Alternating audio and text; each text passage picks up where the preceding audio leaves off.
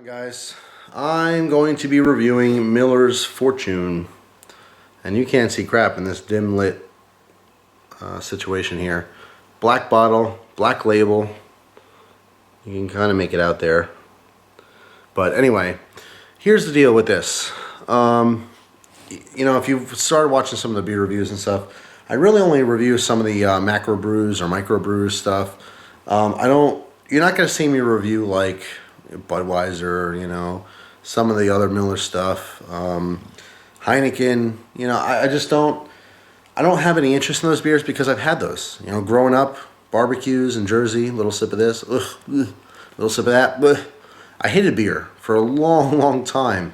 Even as a teenager, you know, friends would drink and it just, I never liked beer at all because I never actually tasted flavorful beer.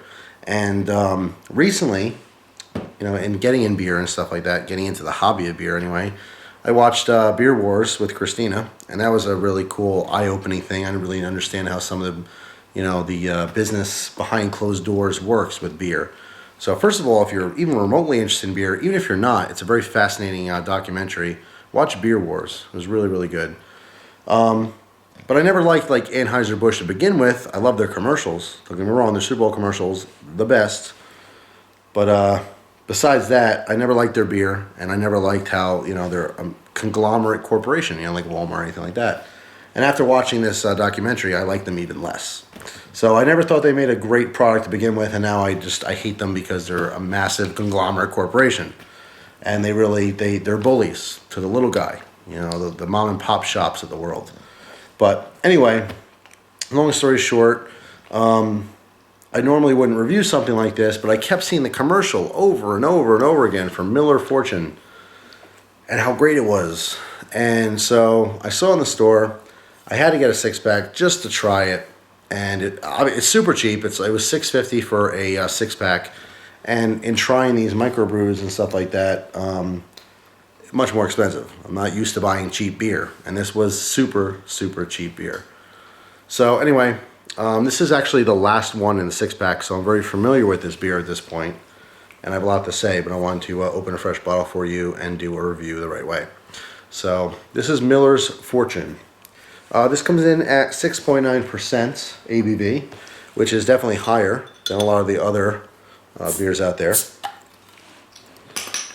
So very cool with the whole black theme.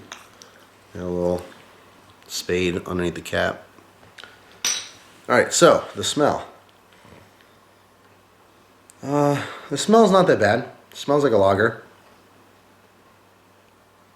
I mean, it doesn't smell horrible. It doesn't smell great either. There's no specific flavors, you know, that are popping out in like scent form at all. Just anyway, I got a English pint glass here, so we're gonna give this a pour. It's a beautiful color, I'll say that. It's a nice, rich, kind of yellow copper color here going on.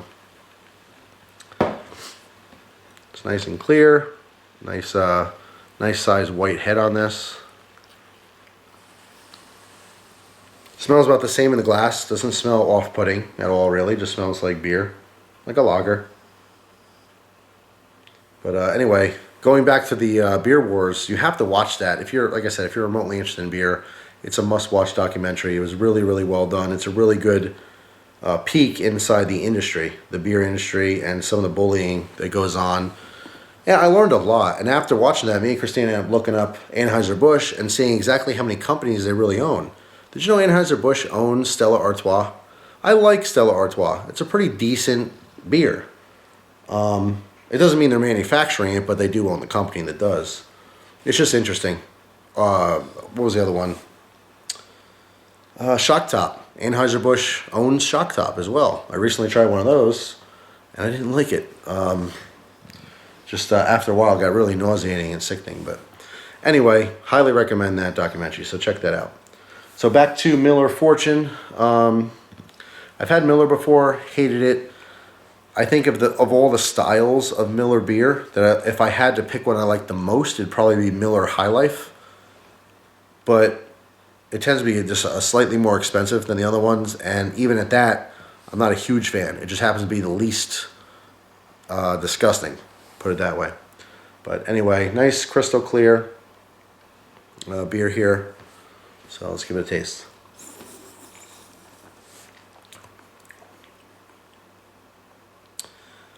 It's really weird. When I first tried this, I didn't really know what to make of it. At first, it's not bad and it's actually refreshing, but it has the weirdest aftertaste. It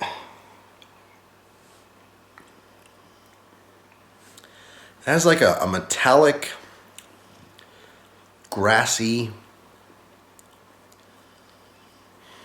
like, I don't know, maybe a little bit of a gasoline mixed in there. It's a really off-putting finish. And that's the problem I have with this specific one. That being said, I still like this better than regular Miller. I still like this better than Budweiser. I still like this, all the variants, Bud Light, Bud Ice, all that crap. Across the board, I still like it better than a lot of the other cheaper beers. I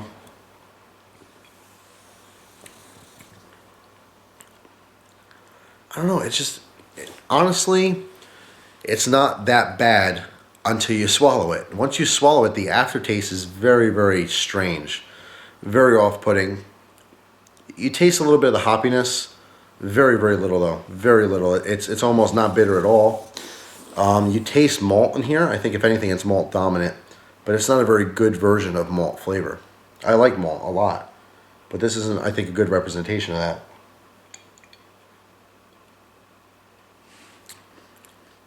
As far as the carbonation, kind of middle of the road. It's good. It's not too carbonated, but it's not flat either. As far as like the mouthfeel, it's very light and watery. It's very drinkable. It is smooth, much smoother, I think, than regular Miller. But it's not great. It's so weird.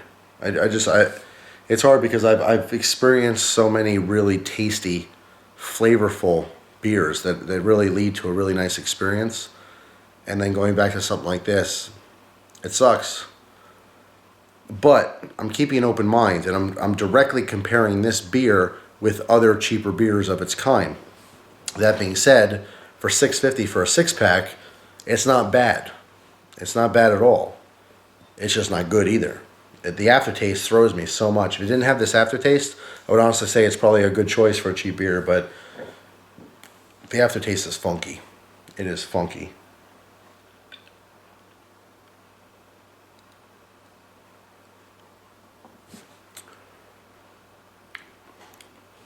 There it is right there. Total funk.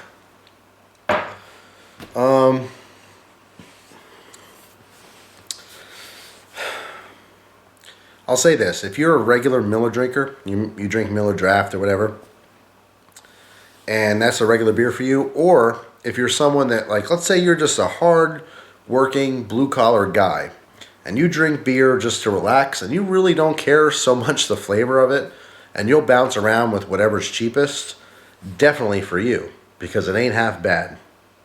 But if you're drinking beer because you really enjoy the flavor and you're looking for a really good experience, definitely stay away from this one.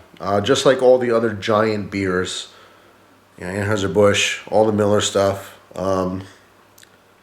It just, it is what it is. It's a macro brewery, watered down beer. And I don't think it offers a lot in flavor. The aftertaste is just off-putting enough where I just don't recommend it at all. Like I said, the only person I really recommend it is to the person trying to get basically the cheapest beer they can find that's tolerable to drink. I still think this is better tasting though than some of the other big company stuff.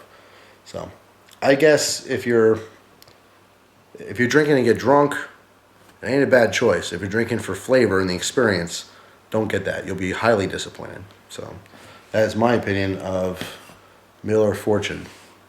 And I have to say, this is the first time in a really, really long time that I got sucked into a commercial, because I've been into the beer hobby lately. I've been trying different beers, and I happen to catch a commercial.